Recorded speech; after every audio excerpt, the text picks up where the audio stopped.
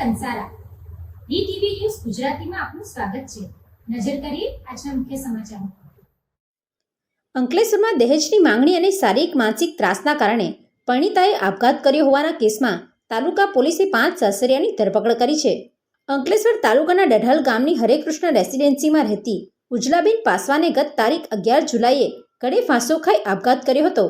મૃતકના પિતાની ફરિયાદ મુજબ લગ્ન બાદ પતિ, સાસુ સસરા તેમજ જેઠ જેઠાણીએ દહેજમાં સોનાના ઘરેણાં અને મકાનના હપ્તા માટે રૂપિયા 5 લાખની માંગણી કરી સતત શારીરિક અને માનસિક ત્રાસ આપ્યો હતો।